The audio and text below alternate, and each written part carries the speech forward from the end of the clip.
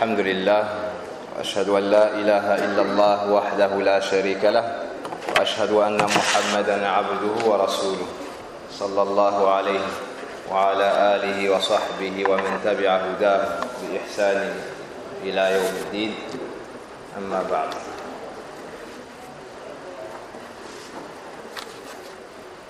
Durant le dernier cours,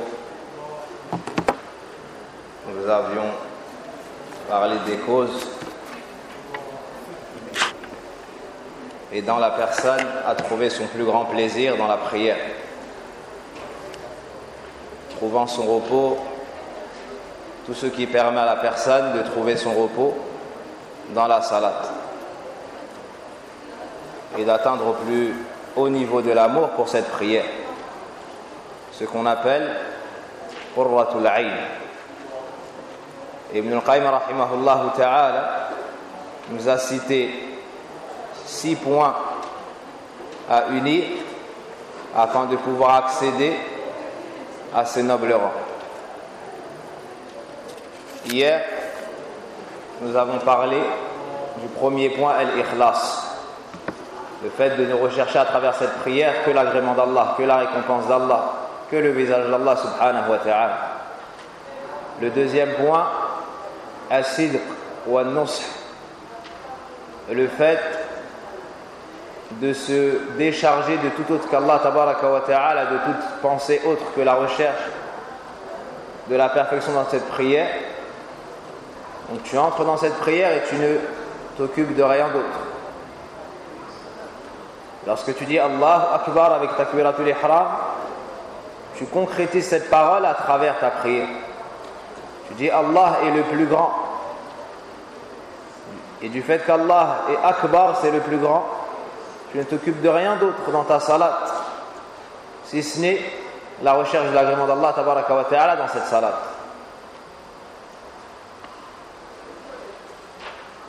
Et en fonction de la concentration que tu auras dans cette prière, tu te verras récompensé et tu auras goût à cette salat.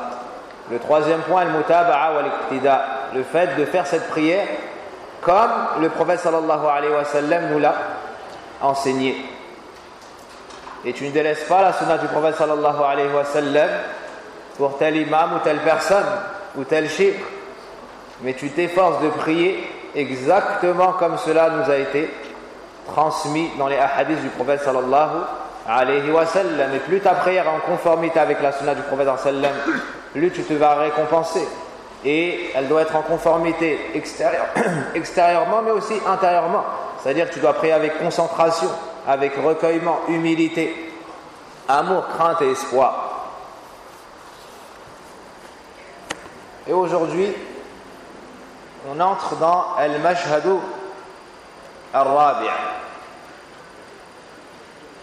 Donc le quatrième point, mashhadu al-ihsan.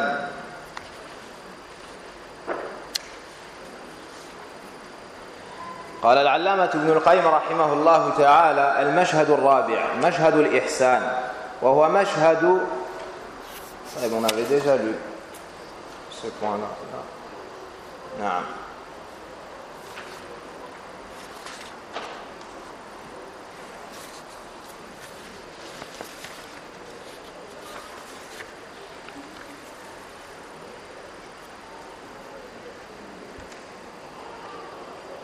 نعم.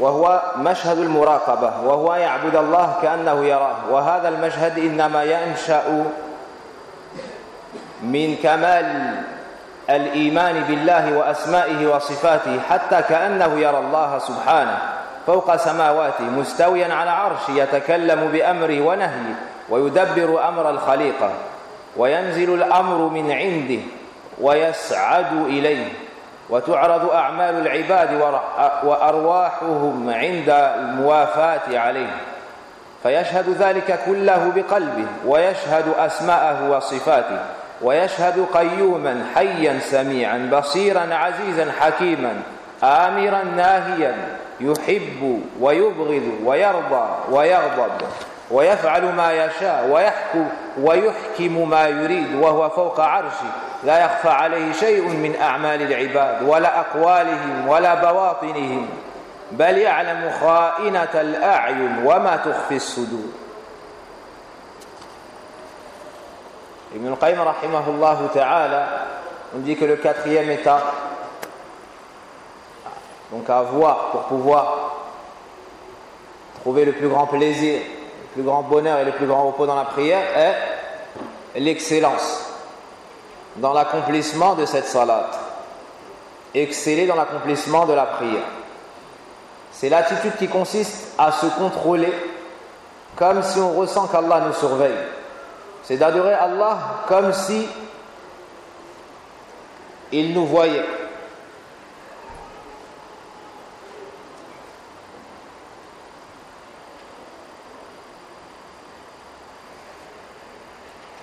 Cet état d'esprit émane d'une foi parfaite en Allah, en ses noms et ses attributs, comme s'il le voyait au-dessus de ses cieux, élevé au-dessus de son trône, ordonnant et interdisant, gérant ce qui est afférent à la création. Tous les ordres qui descendent sur terre viennent de lui, et vers lui ils remontent. Les œuvres des serviteurs lui sont présentées de même que les âmes lors de leur mort. Le cœur de l'homme doit avoir conscience de tout cela. Il doit avoir à l'esprit ses noms et ses attributs, comme il doit avoir en tête qu'il est celui qui subsiste par lui-même et sans lequel personne ne peut subsister. Al-Qayyum, le vivant, celui qui entend et voit tout, le puissant, le sage, il ordonne et interdit, il aime et abhorre. Rien des œuvres ni des paroles de ses serviteurs ne lui échappe, ni même leur fort intérieur. Bien au contraire, il sait qui est l'auteur d'un regard interdit et ce que contiennent les cœurs. Ibn al-Qayyim rahimahullah ta'ala ici fait référence au hadith de Omar ibn Khattab qui est surnommé hadith Jibril. Lorsque Jibril alayhi salam a dit au prophète sallallahu alayhi wa sallam akhbirni an al-ihsan, qal an ta'bud Allah ka'annaka tarahu fa in lam takun tarahu fa innahu yarak. Donc Jibril alayhi salam, lorsqu'il est venu voir le prophète sallallahu alayhi wa sallam, il a questionné sur l'islam, sur l'iman, sur l'ihsan et as-sa'a. Il lui a dit informe-moi de l'excellence. Le prophète sallallahu alayhi wa sallam lui a répondu c'est le fait d'adorer Allah comme si tu le voyais. Et si tu ne le vois pas, sache que lui te voit ou te surveille. Ibn al-Qayyim rahimahullah ta'ala ici, il nous appelle à atteindre ce degré.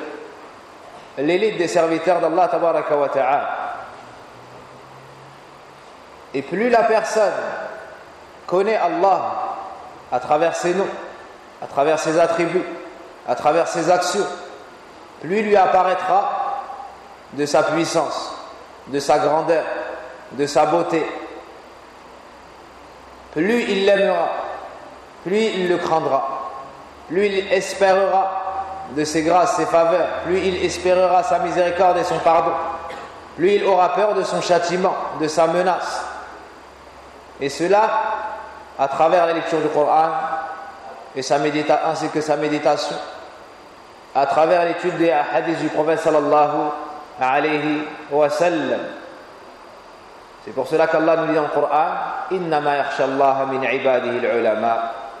Ceux qui craignent le plus Allah sont les savants. Pourquoi? Car ils connaissent mieux Allah tabaraka wa ta'ala. Et comme le disaient les plus prédécesseurs, man kana billah a'raf kana minhu akhwaf. Plus la personne connaît Allah, plus elle le craint. Plus la personne connaît Allah et plus elle le craint. Donc tu dois adorer Allah subhanahu wa ta'ala lorsque tu entres dans cette salat comme si tu voyais Allah subhanahu wa ta'ala d'un amour tellement intense que c'est comme si tu voyais Allah subhanahu wa ta'ala. Comme si tu voyais Allah subhanahu wa ta'ala élevé au-dessus des cieux, au-dessus de son trône. Comme si tu l'entendais parler, ordonner, interdire et gérer tout ce qui se passe dans sa création.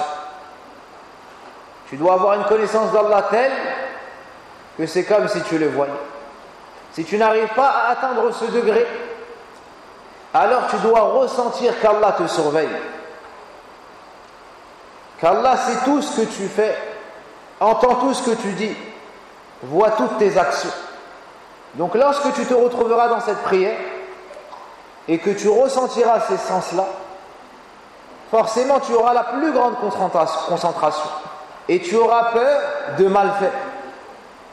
Alors du début de ta salat à la fin de ta salat, tu vas t'efforcer de ne pas être distrait. Tu vas t'efforcer pour chaque geste et chaque action, chaque déplacement d'une action à une autre, tu vas t'efforcer de la faire de la meilleure façon. Tu dois témoigner de tout cela avec ton cœur, car tu ne peux voir Allah Azza wa Jal fi dunya. Allah est élevé au-dessus de son trône, au-dessus des cieux, en dehors de la création, au-dessus de son trône. Ar-Rahmanu al-Arsh istawa, a'amintum man fi as-sama, ilayhi yas'adu al-kalimu at-tayyib wal-'amalu as-salihu yarfa'u. Allah, dans de nombreux hadiths, nous enseigne qu'il est en haut, élevé au-dessus des cieux, élevé au-dessus de son trône. Et il nous surveille, il nous voit, il nous entend. Donc celui qui prie en ressentant tout cela dans son cœur, comment est-ce qu'il sera dans sa salat? Et quelle différence y aura-t-il entre lui et une personne qui entre dans sa salat mais ne connaît pas Allah à travers ses noms et ses attributs? Il ne ressent pas qu'Allah le surveille. Il ne ressent pas qu'il va mourir et revenir vers Allah et qu'il sera jugé pour chaque salat, pour chaque défaut dans sa salat, pour chaque manquement, chaque distraction. Et plus la personne connaît Allah à travers ses noms et ses attributs, plus elle l'adorera en fonction des sens compris dans ses noms. Ici, Ibn al-Qayyim nous cite Al-Qayyum, parmi les noms d'Allah Azza wa Jal, Al-Qayyum, c'est-à-dire celui qui subsiste par lui-même mais sans lequel personne ne peut subsister. Celui qui adore Allah Azza wa Jal à travers ce nom sera qu'il ne peut pas se passer d'Allah Azza wa Jal. Ya ayyuhan nas antumul fuqara'u ila Allah wallahu al-ghaniyyul hamid. Oh, vous les gens, vous êtes dans le besoin d'Allah. Allah, lui, c'est le riche, le digne de louange. Allah n'a pas besoin de nous. Donc tu vas te rappeler que sans cette adoration, tu n'as pas de lien avec Allah. Alors tu vas la parfaire et la prier avec ihsan. Tu te souviens qu'Allah, c'est le hayy, le vivant, celui qui ne meurt jamais. Donc celui qui voit ta prière, celui qui entend tes paroles, celui qui te récompensera. Tu te souviens qu'Allah, c'est Al-Sami' Al-Basir, celui qui entend et celui qui voit. Il entend ta récitation, il entend ton tasbih lorsque tu t'inclines et lorsque tu te prosternes.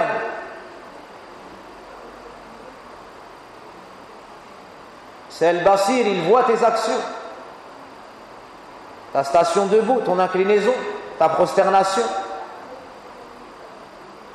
Azizan Hakiman, je te rappelle qu'Allah c'est le puissant, c'est le sage, c'est celui qui ordonne et interdit. Tu sais qu'Allah Azza wa Jal, parmi ses attributs, Al-Mahabba yuhib wa yubghid wa al-bughd, il aime et déteste. Quel effet cela aura dans ton cœur? Tu sais qu'Allah aime des choses et en déteste d'autres. Ben, tu vas chercher son agrément en faisant ce qu'il aime. Et tu vas fuir sa colère en t'éloignant de ce qu'il déteste.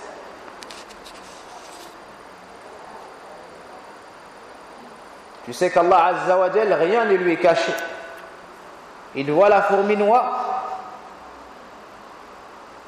sur la roche noire dans la nuit ténébreuse.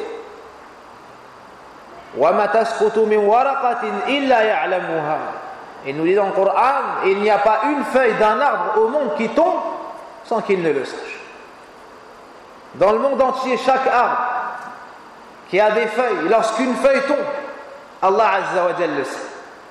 Et la multitude de ces feuilles, et la disparité de ces feuilles, et les différents endroits ne posent aucune gêne à Allah Azza wa Jal pour les dénombrer et savoir cela. Si ça, chers frères, ce sont les actions des feuilles, les feuilles ne seront ni châtiées ni récompensées. Que dire de tes actions à toi, le fils d'Adam, à toi, la servante, qui allons mourir pour être jugés et revenir vers Allah Azza wa Jal. Allah sait ce que nous faisons, ce que nous disons. Par la suite, nous serons jugés. Allah Azza wa Jal, c'est tout, même le regard que tu poses sur une chose interdite en cachette. À l'image d'un groupe de personnes en chemin, et il y a une femme sur le côté. Cet homme ne regarde pas car il est en compagnie de ses amis. Mais lorsque les gens sont distraits, alors il jette un coup d'œil et revient au chemin. Allah Azza wa Jal nous dit qu'il sait cela. Même le regard que tu as posé rapidement sur une chose interdite, Allah Azza wa Jal le sait. Plus profond que cela, il connaît le contenu des cœurs. Et Yawm al-Qiyamah, ce contenu sera dévoilé au grand jour. Yawma tubla as-sara'ir wa hussila ma fi as-sudur. Le contenu des cœurs sera dévoilé Yawm al-Qiyamah. Al-Hasil, celui qui rentre avec cet état dans la salat, tirera le plus grand profit. Tirera le plus grand profit de sa salat. Et prendra le plus grand plaisir dans sa salat et trouvera le repos et la quiétude dans sa salat. Puis Ibn al-Qayyim rahimahullah ta'ala nous dit وَمَشْهَدُ الْإِحْسَانِ أَصْلُ أَعْمَالِ الْقُلُوبِ كُلِّهَا فإنه يوجب الحياء والإجلال والتعظيم والخشية والمحبة والإنابة والتوكل والخضوع لله سبحانه والذل له ويقطع الوساوس وحديث النفس ويجمع القلب والهم على الله. Puis Ibn al-Qayyim rahimahullah ta'ala nous dit l'excellence dans l'adoration, l'ihsan, est la base de tous les actes du cœur. C'est-à-dire qu'avec l'ihsan, toutes tes actions du cœur seront bonnes. قال الشيخ عبد الرزاق حفظه الله تعالى أي بها صلاح أعمال القلوب كلها. Cet état oblige son âme à sublimer son Seigneur et le vénérer, à l'immensifier. Il engendre également la crainte et l'amour, le retour à lui et la confiance en lui, le recueillement et l'humilité. Cet état permet aussi de couper court aux insufflations sataniques, al-waswas, et aux perturbations de l'esprit, et de canaliser son cœur et son attention pour Allah. Donc avec al-ihsan, le fait d'essayer d'adorer Allah comme si tu le voyais, sinon de ressentir qu'il te surveille, te voit et t'entend.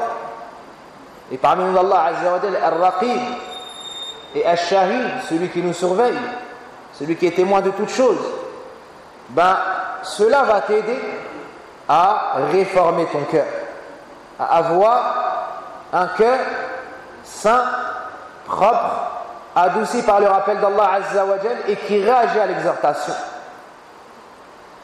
Et de cela va découler les meilleurs états du cœur et la meilleure relation avec Allah tabaraka wa ta'ala.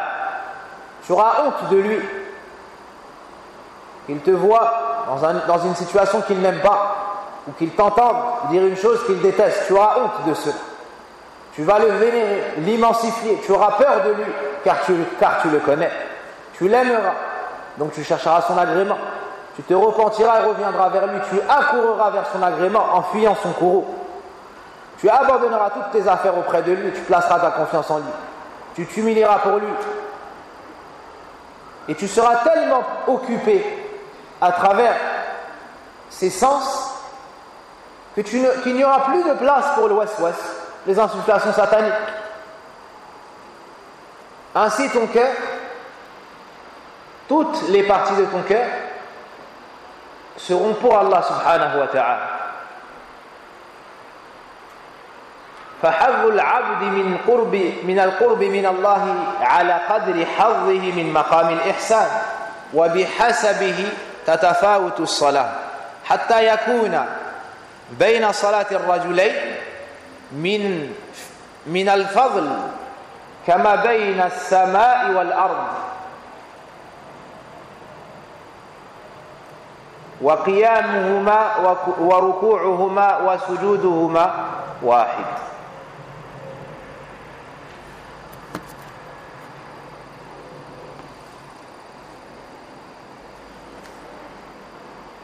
L'auteur, rahimahullah ta'ala, nous dit: le serviteur se sentira proche de son Seigneur en fonction du degré d'excellence qu'il aura pu atteindre durant sa prière. Plus tu concrétises les choses citées ici par Ibn al-Qayyim, plus tu te sentiras proche d'Allah subhanahu wa ta'ala dans ta salat.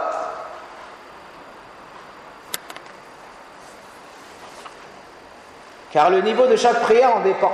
Deux hommes peuvent célébrer l'office de la prière et le mérite de l'une sur l'autre peut être aussi grand que la distance séparant le ciel de la terre.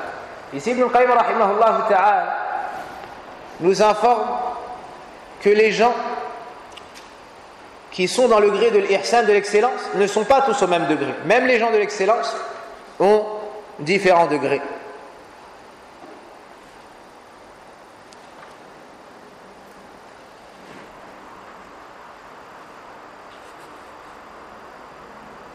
Deux personnes accomplissent la même prière dans la même mosquée, derrière le même imam. Les talons collés dans le même rang. Pourtant, la différence entre les deux, donc ils font le même recours, le même sujoud, les deux ont en apparence exactement la même salat. Mais il se peut qu'il y ait une différence entre les deux de degrés semblable à la différence qu'il y a entre le ciel et la terre. Pourquoi ? Dû à maqam al-ihsan, l'état du cœur de cette personne. Il y en a un qui est proche d'Allah, qui ressent qu'Allah le surveille, qui témoigne de ses noms et ses attributs, et qui adore Allah Azza wa Jal à travers ses noms et ses attributs, qui invoque Allah Azza wa Jal à travers ses noms et ses attributs. Ses attributs, Wallahi al-asma'ul husna, walillahi al-asma'ul husna fad'uhu biha.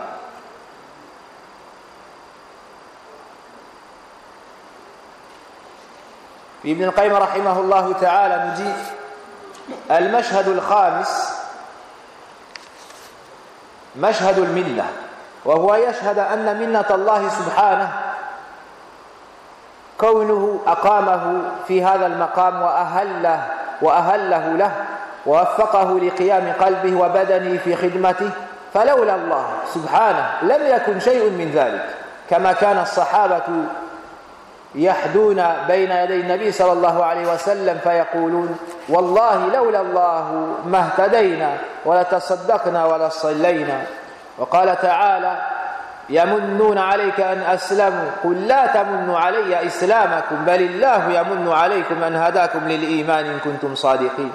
فالله سبحانه هو الذي جعل المسلم مسلما والمصلي مصليا كما قال الخليل صلى الله عليه وسلم ربنا واجعلنا مسلمين لك ومن ذريتنا أمة مسلمة لك وقال رب اجعلني مقيم الصلاة ومن ذريتي. فالمنة لله وحده في أن جعل عبده قائما بطاعته وكان هذا من أعظم نعمه عليه. وقال تعالى وما بكم من نعمة فمن الله. وقال ولكن الله حبب إليكم الإيمان وزينه في قلوبكم وكره إليكم الكفر والفسوق والعصيان أولئك هم الراشدون. وهذا المشهد من أعظم المشاهد وأنفعها للعبد وكلما كان العبد أعظم توحيدا كان حظه من هذا المشهد أتم. Ibn al-Qayyim rahimahullah ta'ala nous dit le cinquième état, reconnaître le bienfait d'Allah sur soi. Reconnaître le bienfait d'Allah sur soi. Allah nous dit dans le Coran وَلَوْلَا فَضْلُ اللَّهِ عَلَيْكُمْ وَرَحْمَتُهُ مَا زَكَى مِنكُم مِّنْ أَحَدٍ. N'eût été là la grâce d'Allah sur vous et sa miséricorde, aucun d'entre nous n'aurait pu se purifier. Mais Allah purifie qui il veut. Donc tu dois avoir présent dans ton cœur que tout ce que tu fais comme bonne action, et parmi ces bonnes actions, cette salat, c'est un bienfait d'Allah sur toi. C'est pas parce que tu es plus fort, plus intelligent, non, c'est un bienfait d'Allah sur toi. C'est parce qu'Allah a voulu ce bien pour toi. Tu dois ressentir cela en toi, que c'est grâce à Allah. Le cinquième état, c'est de ressentir que toute bonne action n'est que grâce à Allah Azza wa Jal. Ta mise en pratique de cette bonne action, aussi minime soit-elle, n'est qu'une grâce d'Allah Azza wa Jal qui est venue sur toi. Le fait que tu aies pu te tenir debout et qu'il t'ait préparé pour la faire, qu'il t'ait aidé, qu'il t'ait accordé la réussite dans cette adoration, n'est qu'une faveur d'Allah sur ta personne. Et tu n'as aucun mérite dans cette salade que tu es en train d'accomplir. Dans ta salade, tu dois ressentir cela. Tu as réussi à prier salat al-fajr à l'heure au masjid. Fadlun min Allah wa ni'ma. C'est un bienfait d'Allah sur toi et une faveur. Tu as réussi à tenir le tarawih alors que d'autres sont sortis. Fadlun min Allah wa ni'mah. C'est pas parce que tu es plus fort, c'est une faveur d'Allah sur toi. Tu as réussi à prier de longues prières pendant Ramadan et à jeûner Ramadan. Fadlun min Allah wa ni'mah. C'est une faveur d'Allah et un bienfait sur toi. Ça n'est pas grâce à nous. Ça n'est pas car nous sommes plus forts que les autres, plus intelligents que nous. Non, c'est Allah qui nous a aidés, nous a guidés et nous a facilité et favorisés. C'est ce que tu dois ressentir dans ton cœur. Afin de couper court à la grande maladie qu'on appelle al-ujb. Le fait de s'étonner de soi-même. De dire subhanallah, je suis très intelligent, je suis très fort, j'ai beaucoup de science, j'ai réussi à faire ça et je fais ceci et cela.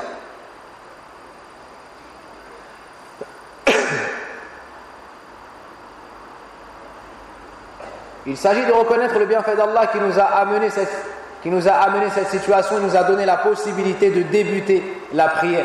Tout comme il nous a permis de mettre notre cœur et notre corps à son service. Lorsque toi, tu adores Allah, tu es au service d'Allah tabaraka wa ta'ala. Le fait d'être un esclave et un serviteur d'Allah, c'est un grand bienfait. Ben sache que c'est Allah qui t'a permis de te soumettre à lui. C'est Allah qui t'a permis d'entrer dans la salat et de l'accomplir. Car sans lui, rien de tout cela n'aurait pu se produire. À l'image des compagnons qui, bien que consensueux dans leurs adorations, disaient en présence du prophète sallallahu alayhi wa sallam: par Allah, si ce n'était lui, la bonne voie, nous n'aurions emprunté. Ni aumône n'aurions donné, ni n'aurions prié. Donc les compagnons sont les gens les plus pieux après les prophètes. Malgré ça, ils ressentaient ce point. Ils reconnaissaient le bienfait d'Allah azza wa jalla sur leur personne. Allah subhanahu wa ta'ala dans le Coran, donc selon la traduction, il te rappelle leur conversion à l'islam comme si c'était une faveur de leur part. Dis, ne me rappelez pas votre conversion à l'islam comme une faveur. C'est tout au contraire une faveur dont Allah vous a comblé en vous dirigeant vers la foi, si toutefois vous êtes véridique. Ne te vante pas d'être dans l'islam comme si c'était grâce à toi. Non, mais c'est Allah qui t'a gratifié en faisant de toi un musulman monothéiste qui a délaissé le kufr et l'adoration d'autres qu'Allah Azza wa Jal pour venir te soumettre à une divinité unique. C'est un bienfait d'Allah sur toi. Tu n'as pas le droit de te vanter auprès d'Allah Azza wa Jal d'être musulman. C'est Allah qui t'a aidé, c'est Allah qui t'a guidé. Le musulman de base et le converti doivent ressentir cela. Ça n'est pas que pour les convertis. Même toi, le musulman de base, tu dois ressentir ce bienfait d'Allah Azza wa Jal sur toi. Regarde ceux qui ont délaissé la salat. Regarde ceux qui sont tombés dans le shirk akbar, qui sont sortis de l'islam. Ils égorgent pour autre qu'Allah Azza wa Jal. Ils égorgent pour autre qu'Allah Azza wa Jal, accomplissent de la sorcellerie. Et d'autres, parmi les animatifs de l'islam, d'autres choses. Ils sont sortis de l'islam. Celui qui donne une adoration à autre qu'Allah sort de l'islam. Et toi, Allah t'a maintenu dans l'islam. Fadlun min Allah Azza wa Jal. Kullu hada min Allah subhanahu wa ta'ala. Donc, tu dois remercier Allah Azza wa Jal pour tout cela et te sentir petit et faible. Tu ne dois pas penser que tu mérites tous ces bienfaits. C'est Allah Azza wa Jal qui te les a accordés.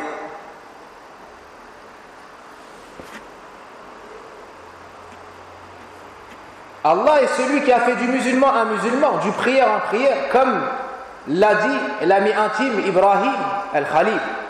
Ibrahim alayhi salam a invoqué Allah en ces termes, comme Allah nous le cite dans le Coran. Notre Seigneur, ô notre Seigneur, fais de nous tes soumis et de notre descendance une communauté soumise à toi, des musulmans. Et montre-nous nos rites et accepte de nous le repentir, car c'est toi certes l'accueillant repentir le miséricordieux. Ibrahim alayhi salam a invoqué Allah en lui demandant de faire de lui et de ses enfants et de sa descendance des musulmans. Il avait conscience qu'on ne pouvait être musulman sans l'aide d'Allah tabaraka wa ta'ala. Et dans l'autre verset, ô mon Seigneur, fais que j'accomplisse assidûment la salat, ainsi qu'une partie de ma descendance exauce ma prière, ô notre Seigneur. Ibrahim alayhi salam, avec ce mashhad, il ressentait et avait conscience que personne ne pouvait se tenir debout devant Allah, incliné devant lui, prosterné devant lui, si ce n'est avec l'aide d'Allah. Wallahi, une sajda, une prosternation, tu ne peux l'accomplir si ce n'est avec l'aide d'Allah. Le prophète sallallahu alayhi wa sallam était vivant à son époque, parlait l'arabe, et il a parlé à l'oreille d'arabes, de sa famille, de gens connaissant ses qualités, ayant grandi avec lui. Pourtant, ils n'ont pas réussi à dire la ilaha illallah. Ils n'ont pas réussi à se prosterner, sauf ceux à qui Allah Azza wa Jalla a voulu le bien. Et à l'inverse, des gens venus de Perse comme Salman al-Farisi, ou bien des gens d'autres contrées, sont venus et ont accepté l'islam, subhanallah. Fal-hidayah biyadillah, la guidée entre les mains d'Allah. Au jour d'aujourd'hui, il y en a qui sont d'Afrique noire, d'autres de Russie, d'autres de France, d'autres d'Angleterre, d'autres d'Australie, d'autres même des États-Unis, d'autres même d'Israël, du pays des Juifs. Et ils entrent dans l'islam. Et tu en trouves d'autres qui sont peut-être au sein des meilleurs endroits de l'islam. Mais Allah Azza wa Jalla ne leur a pas accordé la réussite. Donc la guidée entre les mains d'Allah subhanahu wa ta'ala.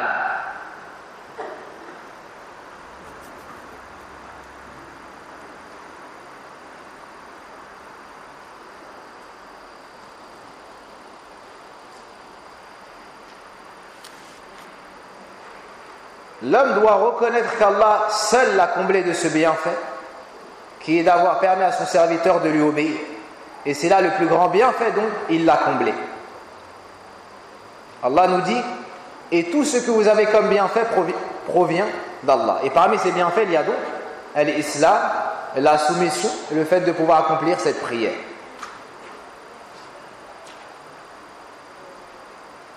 Aussi dans un verset, et sachez que le messager d'Allah est parmi vous. S'il vous obéissait dans maintes affaires, vous seriez en difficulté. Mais Allah vous a fait aimer la foi et l'a embellie dans vos cœurs. Et vous a fait détester la mécréance, la perversité et la désobéissance. Ceux-là sont les bien dirigés.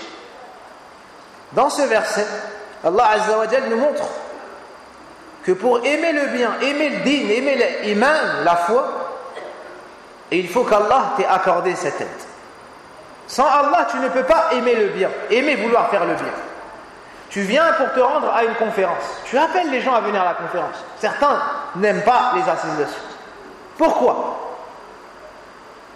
Parce qu'Allah n'a pas mis dans son cœur et tawfiq. Il ne lui a pas fait aimer ce bien. Certains, tu l'appelles à prier à la mosquée. Pour lui, de se tenir debout derrière l'imam, c'est comme s'il marchait sur des braises. Alors qu'il n'a aucune difficulté à être dehors, à perdre son temps. À perdre son temps, et pire encore, dans les discussions futiles, dans les désobéissances, les zunub, la médisance et d'autres choses. Ou devant la télé, avec sa famille, en train de regarder des choses muharram. Mais toi, Allah Azza wa Jal t'a honoré en te faisant aimer le bien. C'est un bienfait d'Allah Azza wa Jal sur ta personne. Il t'a embelli la foi dans ton cœur. Et avec cela, il t'a fait détester le mal. Le bien seul ne suffit pas. Il t'a fait aussi détester le mal pour que tu puisses observer le chemin de la droiture. Le chemin de la droiture est l'union de ces deux choses-là. Tu aimes le bien, tu le mets en pratique. Tu détestes le mal, tu t'en éloignes. Ainsi, tu pourras observer le chemin de la droiture. Donc les gens de la droiture sont ceux qui ont adoré Allah et obéi au prophète sallallahu alayhi wa sallam. Ajoutez la suite de ce verset. Ça c'est le verset numéro 7 de Surat al-Hujurat. Ajoutez le verset suivant. Fadlan min Allahi wa ni'mah. Fadlan min Allahi wa ni'mah. Allah Azza wa Jalla nous dit ensuite que ceci est une faveur d'Allah et un bienfait. Subhanallah. Le fait d'avoir pu aimer le bien et détester le mal, c'est une grâce d'Allah Azza wa Jalla surtout. Jusqu'à la fin du verset. Wallahu alimun hakim. Allah est savant et sage. وهذا المشهد من أعظم المشاهد. Ibn Qayyim rahimahullah ta'ala nous dit cet état est le plus important et le plus salutaire à l'homme. Il varie en fonction de l'aptitude du serviteur à unifier son Seigneur.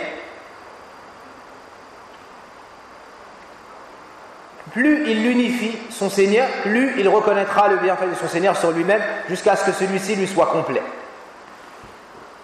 Il y a des degrés dans cet état.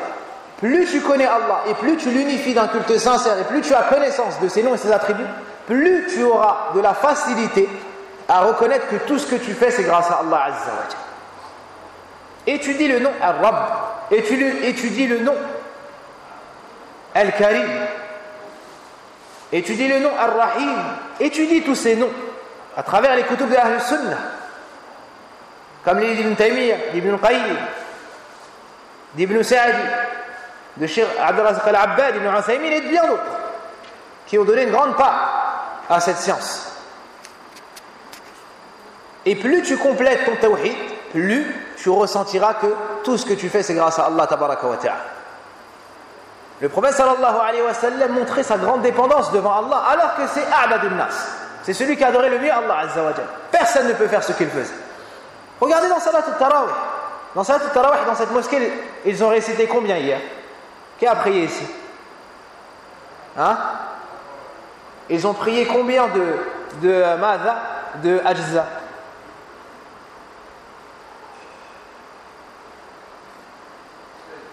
À la base, il prie combien? À la base, il prie un juz, c'est-à-dire 20 pages. Les gens, lorsqu'ils viennent prier 20 pages, ils pensent que c'est long. Hein? 20 pages, wallahi, thumma wallah, c'est pas long.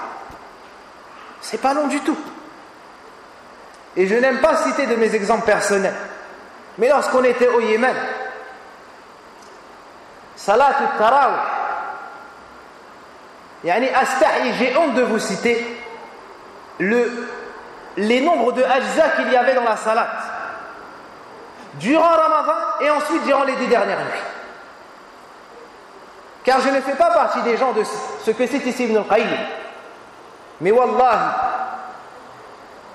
que je voyais devant moi des personnes âgées et je me posais la question, comment est-ce qu'il arrive à tenir? Wallahi, thumma wallah, que je n'ai pas réussi à tenir plusieurs nuits du début à la fin. Et je voyais des personnes âgées qui tenaient. Des fois, ça durait environ 8 hizb. 8 hizb, ikhwan, 8 hizb. Ou un ruba' du Coran, presque. Un jour, il y avait cours. Et personne n'avait vu les signes de Laylatul Qadr. Le shir est monté sur le kursi pour faire le cours. Car il y avait cours même pendant Ramadan, même le soir. Hein? Puis, il a demandé qui a vu les alamat de Laylatul Qadr. Personne ne les avait vus. Et c'était la nuit du 29. Ça y est. Ou plutôt avant ça, peut-être la nuit du 25. De après l'Isha jusque proche du Fajr en salat. Après l'Isha, et c'est pas les heures de France. Le Mad al-Isha est tôt. Sahih. Yani par exemple de 20h jusqu'à 4h du matin. Taïb. Des raka'at longs comme la sunna du prophète sallam, 11 raka'at. Pas après l'Isha un peu, même si certains pensent que c'est beaucoup, et à 2h du matin un tout petit peu, même si certaines personnes pensent que c'est beaucoup. Le temps d'une raka'a, Ismaïl, le temps d'une raka'a qu'on faisait, c'est plus long que tout le tarawih. Plus le tahajjud. Mafhou, le temps d'une raka'a était plus long que tout le tarawih que vous voyez en France. Plus le qiyam du matin. Au point, certains frères se sont plaints au shir, ont dit on ne tient pas. C'était trop difficile. Alors le shir a khaffaf. J'ai plus de bons souvenirs, mais par exemple, il avait récité مثلا 14 ماذا أحزاب طيب et il a diminué un peu. طيب. Et c'est pas une récitation bi'ajala, c'est une bonne récitation. Avec khushu', tu médites le Coran et ainsi de suite. Et talabatul ilm, ceux qui étudient doivent être ainsi. Ils doivent être ainsi. Maintenant, si tu présides la prière et qu'il y a des awam, khaffif alayhi. Hein? Mais talabatul ilm doivent être connus pour être ta'abbud. Pas comme on voit. Ad-durus, qira'a, hifz. Et ensuite, il rate la prière du Fajr. Là, ya akhi. Wallah, une qissa bouleversante. Une personne âgée est venue voir Cheikh Abdurrazzaq al-Abbad. Il raconte lui-même l'histoire.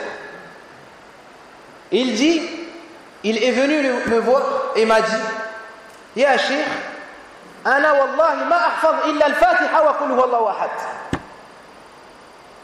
Une personne âgée qui a dit, Ya Cheikh, moi je connais que qul huwallahu ahad. Al-Fatiha et qul huwallahu ahad. Mais toutes les nuits, je prie 2 heures. Mais je récite à plusieurs reprises Qul Huwallahu Ahad. Et ensuite, il a pleuré. Il a dit, ah Cheikh, ça passe. Inna lillahi wa inna ilayhi raji'un. Haoula amalu bi'ilmihim. Ces gens-là, ils ont appliqué leur science. As-Salaf disait, on a eu l'iman, on a eu l'iman sahih. Ensuite, le Coran est descendu. Fazdadna imanan. Ils apprenaient le Coran, 10 versets, avec un tafsir, et ils mettaient en pratique. Quand ils lisaient le Coran, c'était avec méditation. Lorsqu'il y avait un ordre, ils regardaient, est-ce que moi je fais cette chose ou pas? Ils ne dépassaient pas. Ils pleuraient à l'écoute du Coran. Certains tombaient malades, comme Omar ibn Khattab. Certains n'arrivaient plus à réciter, comme Abdullah ibn Omar. Et nous, où sommes-nous devant les textes du Coran? Subhanallah. Athar al-Quran, c'est muhim jiddan. Particulièrement chez un talib ilm, quelqu'un qui étudie. Amma tahfad, tajlis, taqra, taktub, litatakathar, alhaakum at-takathur. Juste pour dire que tu connais le Coran et tu assis en magasin seulement. C'est pas comme ça qu'étaient les salafs. Chez les Sahaba, beaucoup ne connaissaient pas le Coran. Certains avaient peu de Coran, mais ils appliquaient. C'est ça la grande différence. Ils apprenaient pour adorer Allah Azza wa Jalla. C'est ainsi que nous devons être. Amma aujourd'hui, tu trouves une femme qui connaît le Coran. Et ensuite, lorsque son mari l'appelle, elle lui dit, je suis occupée. Hadi ma tahfad al-Quran. Et ensuite, elle élève la voix sur son mari. Ensuite, elle demande le talaq pour un oui ou pour un non. Hadi ma tahfad al-Quran. Wa rabbil Ka'b. Où tu trouves un homme qui est au saf al-awwal et qui se fait beau avec son qamis. ويزاحم الناس في مجالس أهل العلم وطلبة العلم. Il est dans les assises. Et lorsque tu le vois, tu dirais, j'aimerais avoir un gendre comme ça ou un fils comme ça. Mais lorsqu'il rentre chez lui, il insulte son épouse. Il ne dépense pas pour sa famille. Il n'en prend rien à sa famille. Il n'a pas de piété envers ses parents, ou il rompt les liens de parenté. هذا طالب علم. هذا طالب علم العاق لوالديه. هذا فاسق. Ça, c'est un pervers dans l'islam. C'est un sahib kabira. Même si tu le vois au saf al-awwal, même si tu le vois au saf al-awwal et qui connaît le Coran par cœur. Al-Muttaqi, c'est celui qui apprend, connaît et met en pratique sa science. C'est pas avec la plus grande place dans l'ilm et être connu chez les gens en bien. Qu'est-ce qu'Allah connaît de toi? C'est ça qui compte. C'est quoi la place que tu as auprès d'Allah Azza wa Jalla? Amma qu'un tel dit Masha'Allah fulan, Masha'Allah fulan. ايش ينفعك؟ فلان ما يدخلك الجنة ما يدخلك الجنة. Un tel ne peut te faire entrer au paradis. Un tel ne peut te faire sortir de l'enfer si Allah te met en enfer. راقبوا رب العالمين. Efforcez-vous de ressentir qu'Allah vous surveille. Efforcez-vous d'avoir l'ikhlas. وصدق مع Allah. Si tu es véridique avec Allah, Wallah, tu prends le mushaf. تقرأ المصحف تقرأ سورة, une seule sourate. تجلس في المسجد. Tu ressors avec un état du cœur que tu ne trouves pas peut-être dans un tarawih entier. Parce que là, tu étais véridique, tu étais avec Allah Azza wa Jalla. Tu ressentais que c'était la parole d'Allah subhanahu wa ta'ala. Ainsi, après, tu pourras te lever dans la salat et réciter 1 hizb, 2 hizb, 5 hizb, 10 hizb dans une nuit. Et ensuite, à l'arrivée du fajr, tu vas être triste parce que tu étais bien, tu étais avec Allah Azza wa Jalla et personne ne te voyait. Et ensuite, tu arrives le matin et personne ne sait que tu as passé cette nuit en prière. Subhanallah. Seul Allah Azza wa Jalla t'a vu. Et Yawm al-Qiyamah, lorsque tu arrives, tes voisins se disaient tes voisins pensaient qu'ils allaient être au-dessus de toi. Et ils te voient, ils les dépassaient en degrés fil jannah. Ja'ala Allah subhanahu wa ta'ala wa iyyakum hadha ar-rajul. Qu'Allah fasse de nous des gens sincères. C'est comme cela que nous devons être. Chercher l'agrément d'Allah tabaraka wa ta'ala et ressentir qu'il n'y a que Allah Azza wa Jalla qui peut nous aider. Un des anciens était âgé, mais il avait une grande force. Les jeunes lui ont dit, comment est-ce que tu arrives à avoir cette force à ton âge? Il leur a dit, vous voyez mes enfants, ces membres-là, je les ai préservés dans l'adoration d'Allah quand j'étais jeune. Alors maintenant que je suis vieux, Allah me les préserve. Comme dans le hadith d'Ibn Abbas radiyallahu anhu. C'est-à-dire, préserve les limites d'Allah, il te préservera. Dans ta famille, dans ton argent, dans tes biens, dans tes épouses, dans ta piété, dans ta santé. Tu verras qu'Allah Azza wa Jalla te préservera. Derrière l'imam, c'est qui que tu trouves? Du fait qu'ils ne sont pas là, je les cite. Tu trouves 2 personnes âgées parmi nos pères maghrébins.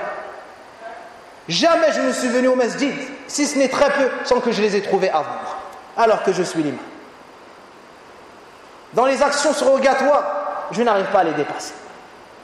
Sauf al-awwal. L'un d'entre eux, je cite cela car il est absent. Wallahi que je le vois retirer de l'argent et donner de l'argent à des gens, alors que ça ne sont pas ses enfants. Et lorsque l'un d'eux refuse, il les engueule et dit tu es comme mon fils. Sadaqat, ils sont présents. Qiyamul layl, ils sont présents. Qira'atul Qur'an, ils sont présents. Même minna yabqa bayna al-maghrib wal isha. Qui d'entre nous reste entre le maghrib et l'isha? Masikan al-mushaf kitab rabbina azza wa jalla, avec le livre de notre Seigneur entre les mains. Qui d'entre nous?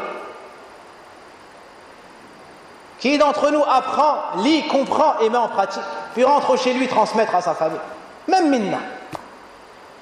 Alors qu'on ne s'étonne pas de voir la difficulté que vivent les musulmans au jour d'aujourd'hui, parce qu'ils se sont éloignés du chemin sur lequel étaient les pieux prédécesseurs. Chacun ramène une nouvelle voie, chacun appelle à son parti, chacun appelle à son shirk, au lieu d'appeler à la sunna du prophète sallallahu alayhi wa sallam et d'appeler les gens au Jannah. Ressens que tout ce que tu fais comme bonne action, c'est l'aide d'Allah tabaraka wa ta'ala. وفيه من الفوائد أن يحول بين القلب وبين العجب بالعمل ورؤيته. Parmi les grands bienfaits du fait de ressentir que tout ce que tu fais c'est grâce à Allah, il y a le fait que c'est un rempart pour le cœur face à l'éventualité d'être émerveillé par sa bonne action ou sa propre personne. Si tu ressens que tout ce que tu fais c'est grâce à Allah, tu ne seras jamais étonné de ta propre personne en pensant que tu es meilleur que tout le monde et que c'est grâce à toi.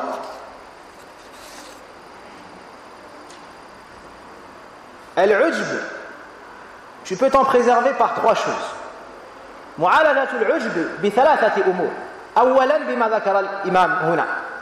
Tu te préserves du ujb par trois choses. Premièrement, ce qu'a cité ici l'imam Ibn Qayyim rahimahullah ta'ala, c'est mushahadatul minna.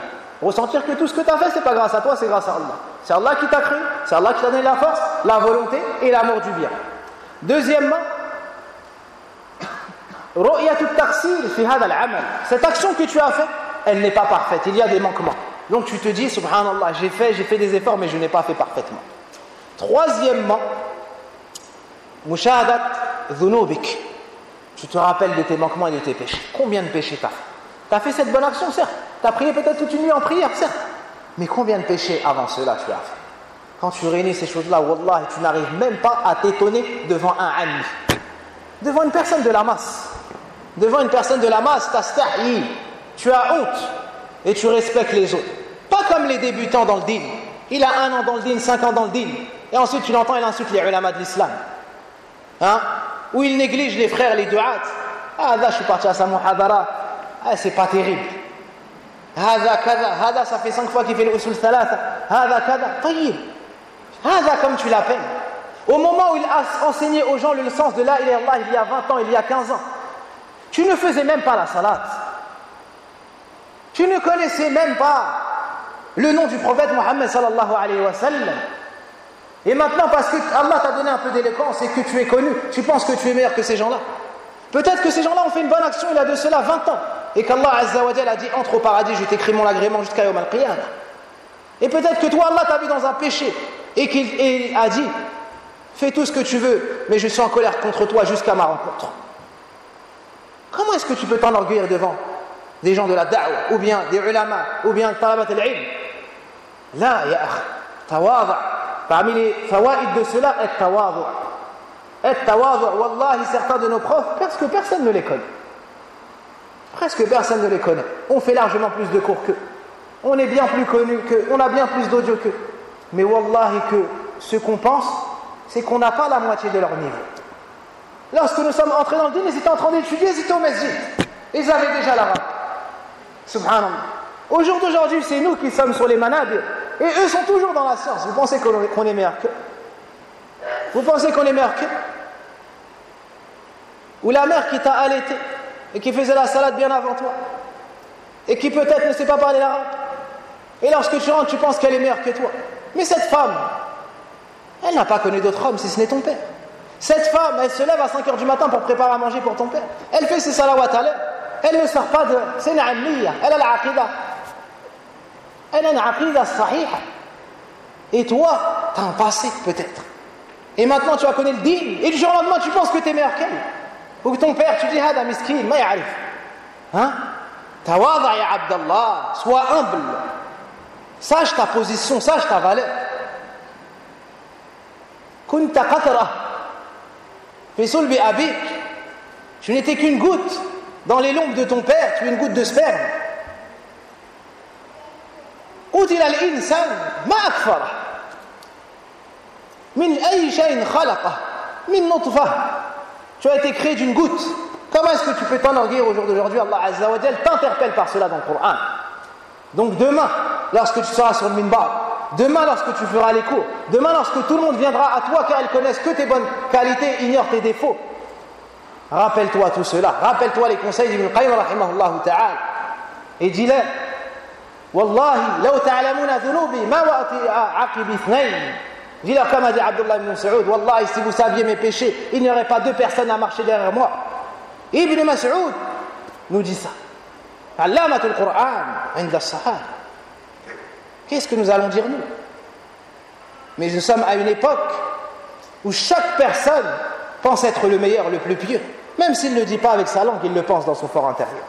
Astaghfirullah wa atubu ilayh. فإنه إذا شهد أن الله سبحانه هو المان به الموفق له الهادي إليه شرع له شهود ذلك عن رؤيته والإعجاب به وأن يصول به على الناس ويرفع به ويرفع من قلبه فلا يعجب به ومن لسانه فلا يمن به ولا يتكثر به وهذا شأن العمل المرفوع. Ibn Qayyim rahimahullah ta'ala nous dit, en reconnaissant que c'est Allah qui l'a comblé de ce bienfait et c'est lui qui lui a permis de l'accomplir et l'a guidé et l'y a guidé, cela éloigne son esprit de considérer que le mérite lui revient en cela. Tu mérites rien, c'est Allah qui t'a aidé. Et d'être émerveillé par sa bonne action. Tout comme cela épargne sa langue d'avoir à s'en vanter et d'exagérer en ce sens. Il fait des actions, personne ne l'a vu. Au lieu de garder cela entre lui et Allah, il vient et dit: Subhanallah, je suis fatigué, cette nuit j'ai prié, je me suis levé et j'ai prié tant. Ah, Subhanallah, aujourd'hui je jeûne. Ah, si je jeûnerais pas, j'aurais bien envie de manger telle chose. Ou bien il te parle pour te faire comprendre qu'il a fait telle action et telle action. Hein? Ou il baille et dit: Subhanallah, faut que je prie moins. Ou bien kada, Subhanallah. Allah al-musta'an, Allah al-musta'an. Une blague qu'il raconte, c'est qu'un homme, dans Mada, un livre d'Ibn Hibban, si mes souvenirs sont bons, Qisasul Hamqa, les histoires des idiots. C'est que des histoires vraies. Hein? Vous avez entendu parler de ce livre? C'est que des histoires vraies. Taïb. Une expression communément citée au jour d'aujourd'hui, mais je ne la cite pas car nous sommes dans la mosquée pour que l'assise maintienne sa splendeur, Inch'Allah ta'ala. Mais vous savez très bien que les idiots font des idioties. Donc la personne était en salat et il y avait des gens derrière lui et un par là il vantait ses mérites. Il dit: Masha'Allah, il est salih, hada l'imam, il est pieux, hein? Et yahfad kada, il connaît ça et il connaît ça. Et il s'est retourné, il a dit: wa ma'a dhalik sa'im. Il s'est retourné, il a dit: et je jeûne aujourd'hui, hein? Il cite son amal. طيب. Il a dit: ce que tu ne sais pas, c'est que je jeûne en plus. Allah al-musta'an. طيب. Donc la personne, elle ne va pas voir les gens et dire: j'ai fait ça. Hein? Et il ne faut pas confondre avec le fait de faire la bonne action, de citer la bonne action pour encourager les autres. Ça c'est bien. Hein? Tu viens et tu fais une sadaqa en public. Pourquoi? Pour que yuqtada bik. Pour qu'on prenne en exemple et on le fasse. Ça, les sahaba l'ont fait. Le prophète sallallahu alayhi wa sallam l'a fait. D'accord? Donc le cœur, s'il est occupé à se rappeler que Allah lui a facilité ça, c'est grâce à Allah, sans Allah je n'aurais pas fait, ben il n'y a plus de place pour se vanter de son action. ومن فوائده أنه يضيف الحمد إلى وليه ومستحقه فلا يشهد لنفسه حمدا بل يشهد كل له لله كما يشهد النعمة كله منه والفضل كله له والخير كله في يديه وهذا من تمام التوحيد فلا يستقر قدمه في مقام التوحيد إلا بعلم ذلك وشهوده فإذا علمه ورسخ فيه صار له مشهدا فإذا صار لقلبه مشهدا أثمر له من المحبة والأنس بالله والشوق إلى لقائه والتنعم بذكره وطاعته ولا لا نسبة بينه وبين أعلى نعيم الدنيا البتة. سبحان الله، من يفهم اللغة العربية يتأثر بمثل هذه الكلمات. Ibn al-Qayyim rahimahullah ta'ala nous cite encore d'autres mérites de sentir que tout ce que nous faisons c'est grâce à Allah. Parmi ces avantages, cela permet d'accorder la louange à son maître qui le mérite. Tu sais que c'est Allah qui t'a aidé, donc tu dis Alhamdulillah. Tu sais que c'est pas grâce à toi, alors tu vas être un serviteur reconnaissant. Tu vas proclamer la perfection d'Allah Azza wa Jal en citant ses caractéristiques. Quand tu dis Alhamdulillah, ça veut dire quoi? Tu dois apprendre ses sens. Subhanallah, ça veut dire quoi? Allahu Akbar, ça veut dire quoi? Hein? La nuit du Eid, jusqu'à la venue de l'imam, la sunnah, takbir. Mais que veut dire le takbir? Hein? Tu dois apprendre ses sens.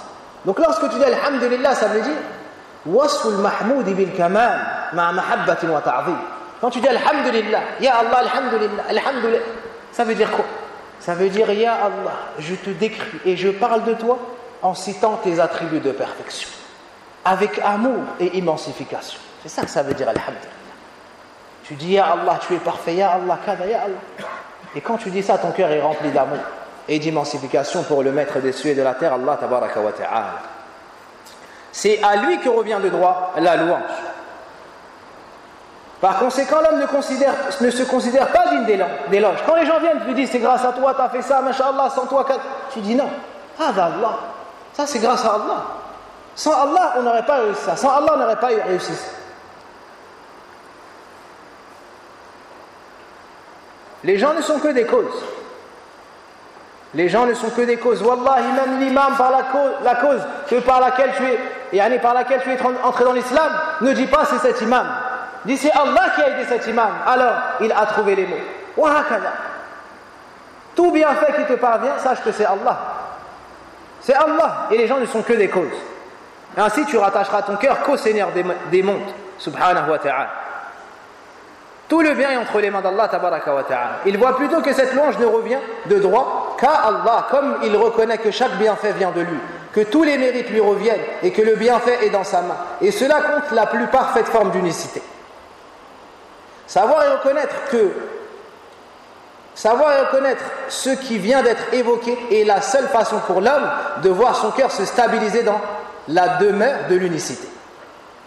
Tant que tu n'auras pas présent dans ton cœur que tout ce qui se passe c'est grâce à Allah, tous les bienfaits qui te touchent c'est que le bienfait d'Allah, jamais ton cœur sera tranquillisé par la foi et par la ilaha illallah et l'unicité d'Allah tabaraka wa ta'ala. Une fois que cette connaissance est ancrée en sa personne, il peut témoigner de cet état. Et lorsque son cœur en témoigne, écoutez les paroles d'Ibn al-Qayyim, lorsque son cœur en témoigne, cela engendre chez lui un amour, un sentiment d'intimité avec son Seigneur, le désir ardent de le rencontrer, de se délecter du bienfait de son évocation et de son obéissance. Allahu Akbar. Quand tu atteins ce niveau-là, Allah Azza wa Jal est pleinement dans ton qalb. Alors tu goûtes au plus grand bonheur dans ce bal. Ton amour se décuple pour lui. Alors tu trouves ton plus grand bonheur dans son invocation, dans ta salat, dans le dua, dans la lecture du Coran. Alors cette dunya n'a plus aucune valeur à tes yeux. Cette dunya n'a plus aucune importance. Et tu aimes cette dunya que parce qu'elle te donne du temps qui te permet d'adorer Allah tabaraka wa ta'ala. Et tu es pressé de revenir vers Allah Azza wa Jal car tu as bien agi, tu veux ta récompense. Voir Allah tabaraka wa ta'ala. Allahumma inna nas'aluka shawqa ila liqa'ik wa ladhata an-nazar ila wajhika al-karim.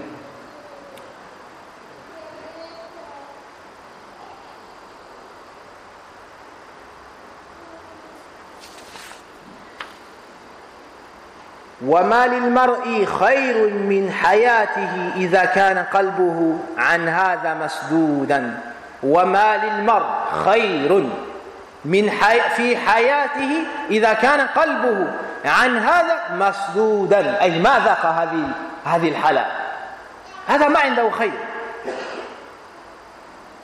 وطريق الوصول إليه عنه مسدودا بل هو كما قال تعالى ذرهم يأكلون ويتمتعوا ويلههم الأمل فسوف يعلمون. Ibn al-Qayyim rahimahullah ta'ala finit le 5e point en disant et l'homme ne connaît aucun bien dans sa vie si on empêche son cœur à goûter de goûter à ça. Celui qui n'a pas goûté à ça, le fait de ressentir qu'Allah Azza wa Jal est le seul à lui donner tout le bonheur, que tout ce qu'il arrive à faire c'est grâce à Allah et que sans Allah il n'aurait réussi à rien, celui qui n'a pas goûté à tous ses sens, celui qui n'a pas goûté au tawhid, ben il n'a jamais été heureux dans ce bas monde, il n'a jamais goûté au plaisir dans ce bas monde,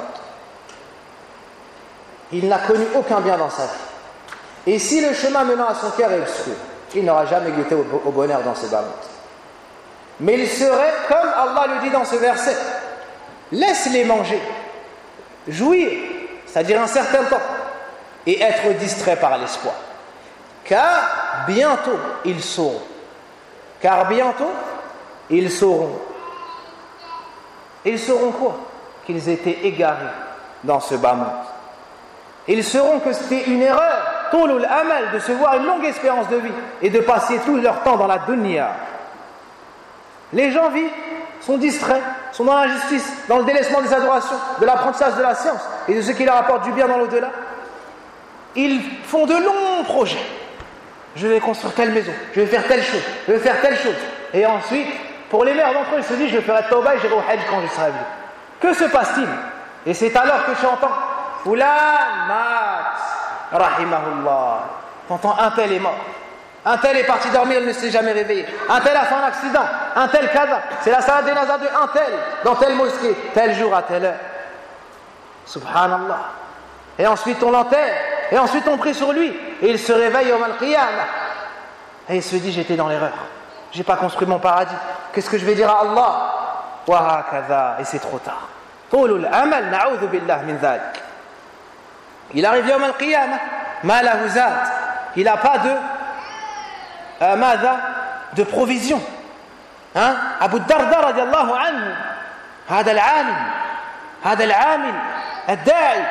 Au moment de mourir, il pleurait énormément. Aïcha, la même chose. Abu Hurayra, la même chose. Abu Hurayra, Abdurrahman ibn Sakhr, radiallahu anhu, le plus grand rapporteur de hadith de l'islam. Au moment de mourir, il pleure. On lui dit, pourquoi est-ce que tu pleures? Tu étais le compagnon du prophète sallam. Tu étais un tel. Il dit, parce que le voyage est long. Et mes provisions sont très peu. Abu Hurayra qui dit ça, ya ikhwani. Qu'est-ce que nous allons dire nous? Aïcha radiallahu anha, elle pleure, l'épouse préférée du prophète sallam. La femme au sujet duquel le prophète sallam, lorsqu'on lui a dit, qui est-ce que tu aimes le plus au monde, il n'avait pas eu peur de dire Aïcha.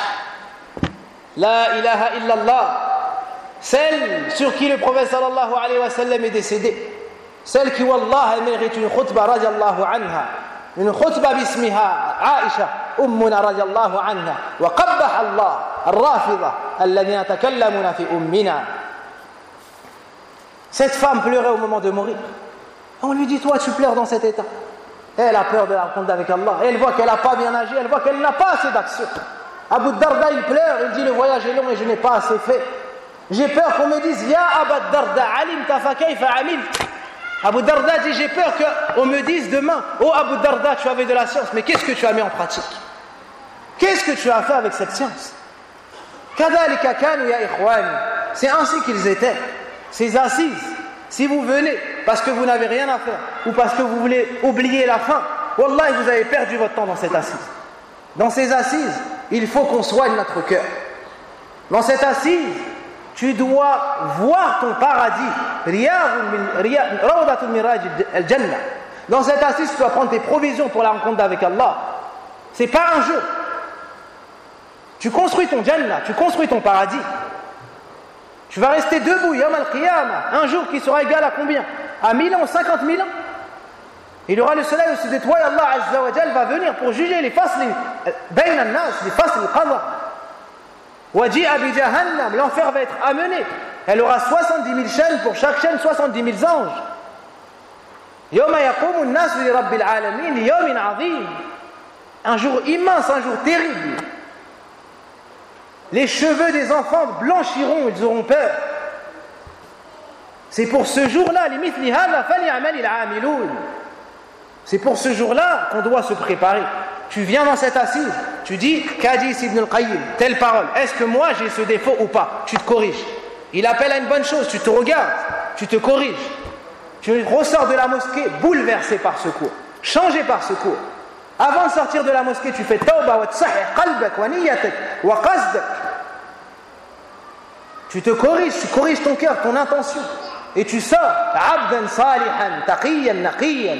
Tu ressors et tu es un serviteur changé, pieux. Et tu recherches Allah Azza wa Jal wa dar al-akhirah. Et tu excelles dans la fin de ces jours de Ramadan. Les gens pensent qu'après le 27, on relâche les efforts. Là, ya wallah. Il y a un grand rappel, une grande faïda. À la fin de Ramadan, on nous a légiféré dans déjà les 10 jours.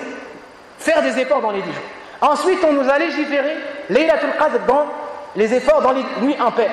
Ensuite, on nous légifère des adorations à la fin. Ibn Rajab dit, il y a une grande faïda dans ça. Ou un autre, il dit, on nous éduque à husnul khatima. À toujours parfaire la fin, comme on doit parfaire notre vie. Faire des efforts pour avoir une bonne fin. Là, il reste combien de jours au maximum? 3 jours. Accomplis ces 3 jours comme si tu allais mourir. Après ces 3 jours. Sallu salat al-muwaddi'. Non. Le prophète sallam a fait une nasiha une fois, a dit priez comme si c'est votre dernière prière. Fais comme si l'ange de la mort était à ta porte chaque jour. Et tu verras comment tu vas agir avec ihsan. Tu vas agir avec ihsan. Un des salafs a fait creuser une tombe chez lui. Et il rentrait dans cette tombe. Et ensuite il disait Rabbi irji'un la'alli a'mal salihan fima tarakt. Il ressortait pour agir comme s'il avait eu l'occasion d'adorer Allah Azza wa Jalla après la mort. Mais viendra un jour où tu ne pourras plus revenir. Mes frères, ces quelques efforts, ces quelques paroles, c'est pour qu'on ne regrette pas Yawm al-Qiyamah, le jour où les gens regretteront. C'est pour qu'on ne fasse pas partie des gens de la grande perte, les jours où les gens perdent. Yawm al-Tarabul. أسأل الله سبحانه وتعالى بأسماء الحسنى وصفاته العلى أن يوفقنا إلى كل خير وأن يهدينا إلى سواء السبيل. اللهم إنا نسألك الهدى والتقى والعفاف والغنى.